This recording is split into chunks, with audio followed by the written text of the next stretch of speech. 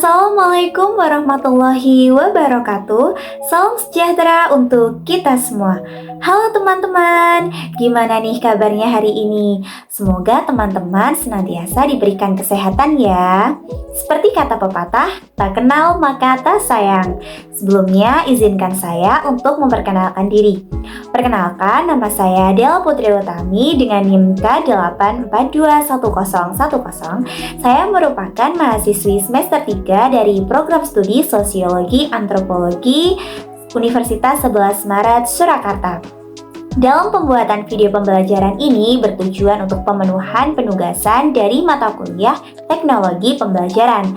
Nah, dengan adanya video pembelajaran kali ini diharapkan agar teman-teman di rumah mampu untuk menganalisis dan memahami faktor penyebab dari perubahan sosial di kehidupan masyarakat. Sebelum masuk ke pembahasan yang lebih lanjut, teman-teman bisa nih menyediakan buku dan juga alat tulisnya untuk mencatat materi. Karena salah satu cara untuk mengikat ilmu adalah dengan mencatatnya. Let's check, happy watching! Dalam hidup bermasyarakat, tentu saja manusia memiliki beragam aktivitas untuk pemenuhan kebutuhan hidupnya. Namun, dalam upaya pemenuhan kebutuhan hidupnya, manusia tidak akan luput dari kesulitan dan hambatan. Oleh karena itu, diperlukan upaya-upaya untuk keluar dari kesulitan-kesulitan tersebut.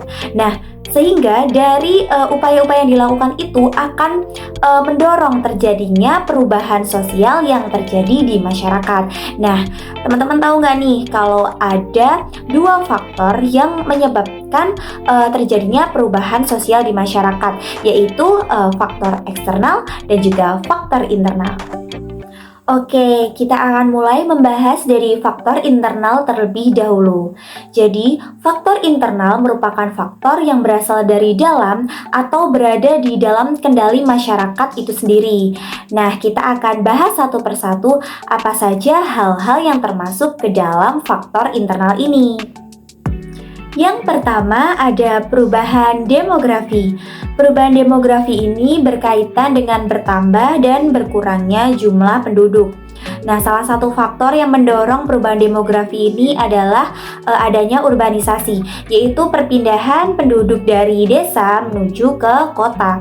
Sehingga karena adanya urbanisasi ini menyebabkan populasi masyarakat di kota ini meningkat. Nah, hal itu mempengaruhi adanya perubahan sosial di kota dan juga di desa.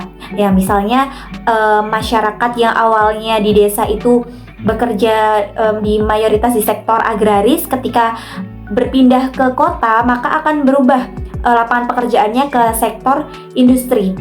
Begitu juga dengan sistem pembagian kerja. Jika di desa masih homogenitas, maka ketika masyarakat desa ini berpindah ke kota, maka mereka akan mengenal sistem pembagian kerja yang lebih kompleks. Nah, faktor internal yang kedua adalah penemuan baru. Misalnya, ketika hadirnya iptek berupa internet di bidang komunikasi, akan terjadi perubahan sosial yang mana awalnya masyarakat berkomunikasi menggunakan surat ataupun kentongan. Ketika sudah mengenal internet, maka komunikasinya akan berganti menggunakan handphone. Dan di sini masyarakat merasa ketika menggunakan handphone lebih mudah, cepat, dan juga praktis. Yang ketiga adalah revolusi. Nah, revolusi di sini dapat diartikan sebagai pemberontakan. Misalnya, negara Indonesia awalnya adalah negara yang terjajah. Nah, karena ada perlawanan di sini, ada pemberontakan di sini, akhirnya Indonesia berubah dan berevolusi menjadi negara yang merdeka. Faktor internal yang terakhir yaitu konflik sosial. Konflik sosial di sini diartikan sebagai pertentangan antara individu ataupun kelompok. Dalam konflik sosial dapat menyebabkan terjadinya perubahan sosial.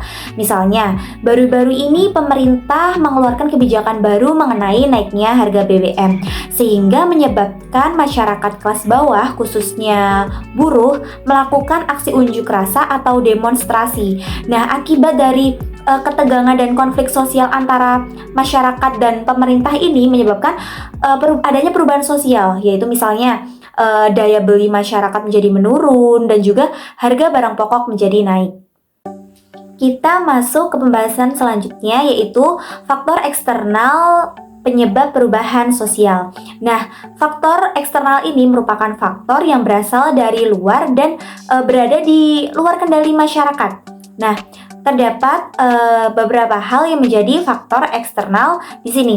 Yang pertama yaitu bencana alam, seperti tanah longsor, gempa bumi, banjir, dan juga gunung meletus merupakan suatu perubahan kondisi alam yang tidak dikehendaki, sehingga dari hal tersebut membawa perubahan sosial, misalnya seperti jatuhnya korban jiwa, kerusakan lingkungan alam, ataupun hilangnya harta benda. Faktor eksternal yang kedua yaitu pengaruh kebudayaan lain. Kita bisa mencontohkan yaitu seperti hadirnya budaya K-pop di Indonesia memberikan pengaruh pada rendahnya rasa kecintaan para generasi muda terhadap budaya bangsa sendiri. Nah, mereka ini cenderung mengikuti style idol Korea, terus membeli produk-produk dari sana dan juga menyukai lagu-lagu serta budaya-budaya yang dibawa dari Korea. Faktor eksternal yang terakhir yaitu adanya perang. Nah, di sini saya akan mencontohkan adanya perang antara Rusia dan juga Ukraina.